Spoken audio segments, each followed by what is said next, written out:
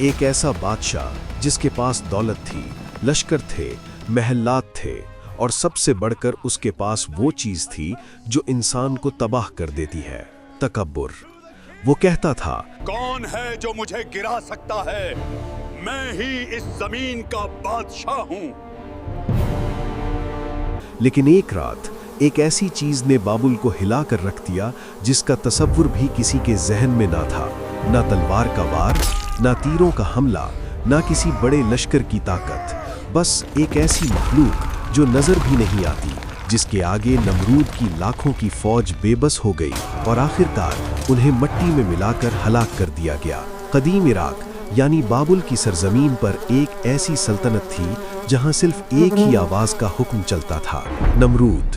قرآن کریم میں اس بادشاہ کا کوئی ذاتی نام نہیں آتا، لیکن تفسیر ابن کثیر اور بعض روایات کے مطابق یہ متکبر اور طاقتور حکمران نمرود ہی تھا۔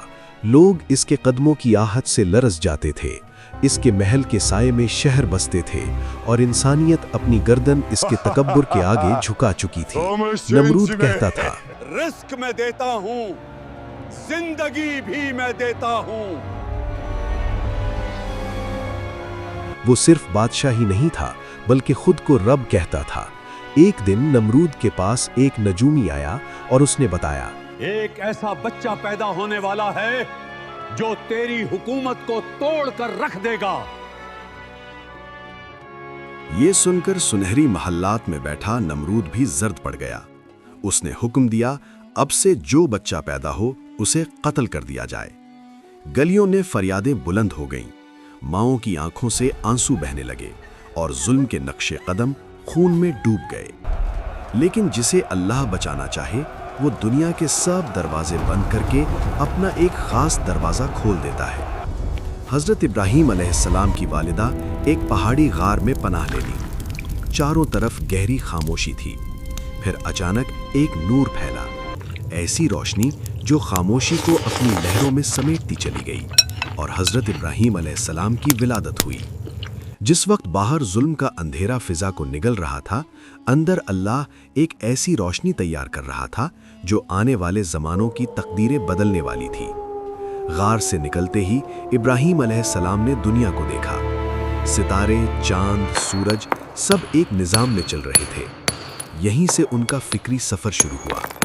قرآن کے مطابق حضرت ابراہیم علیہ السلام کے والد کا نام آزر تھا، جو بت بنانے والے ایک مشہور کارخانے کے سربراہ تھے۔ ابراہیم علیہ السلام کی پرورش ایک بت پرست گھرانے میں ہوئی۔ وہ ہر چیز پر غور کرتے اور ایک سوال ان کی زبان پر رہتا، حق کیا ہے؟ وہ کون ہے جو یہ سوچ میرے دل میں ڈال رہا ہے؟ قوم ستاروں کو سجدہ کرتی، چاند کو خدا مانتی، سورج کے آگے سر جھکاتی، مگر پھر سب ڈوب جاتے۔ ابراہیم علیہ السلام کا دل پکار اٹھتا، یہ سب فانی ہے اور خدا فانی نہیں ہو سکتا۔ ایک دن جب قوم میلے پر گئی اور شہر خالی ہو گیا تو ابراہیم علیہ السلام عبادت گاہ میں داخل ہوئے اور ایک ایک کر کے تمام بت توڑ ڈالے، سوائے سب سے بڑے بت کے، جس کے کندھے پر کلہاڑی لٹکا دی۔ جب قوم واپس آئی تو چیخ اٹھی، یہ کس نے کیا؟ ابراہیم علیہ السلام کو دربار میں بلایا گیا۔ پوچھا گیا، ابراہیم، کیا تم نے ہی انہیں توڑا ہے؟ اس بڑے بت سے پوچھ لو، شاید یہی بتا دے۔ ابراہیم، تم جانتے ہو کہ یہ بول نہیں سکتے۔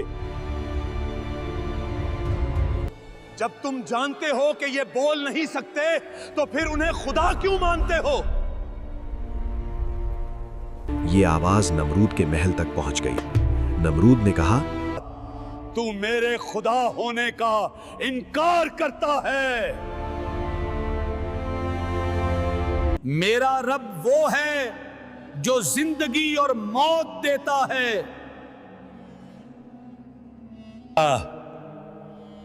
یہ کام تو میں بھی کرتا ہوں۔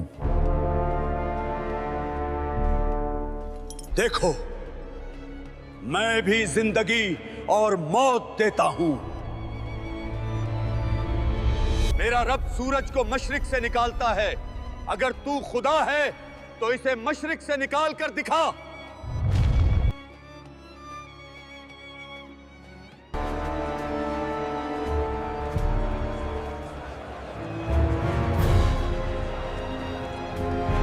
दरबार खामोश हो गया। नमरूद लाजवाब हो गया। उसने हुक्म दिया, सबसे बड़ी आग जलाओ।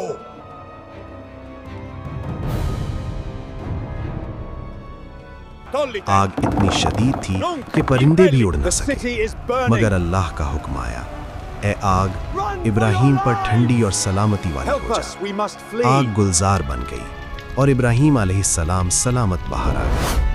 आखिरकार इब्ने कसीर की रिवायत के मुताबिक अल्लाह ने एक मच्छर को नमरूद पर मुसल्लत कर दिया, जो उसकी नाक के जरिए दिमाग में दाखिल हुआ और उसका अंजाम इबरतनाक बना दिया। ये किस्सा सिर्फ तारीख नहीं, ये हर दौर के तकब्बुर करने वालों के लिए पैगाम है।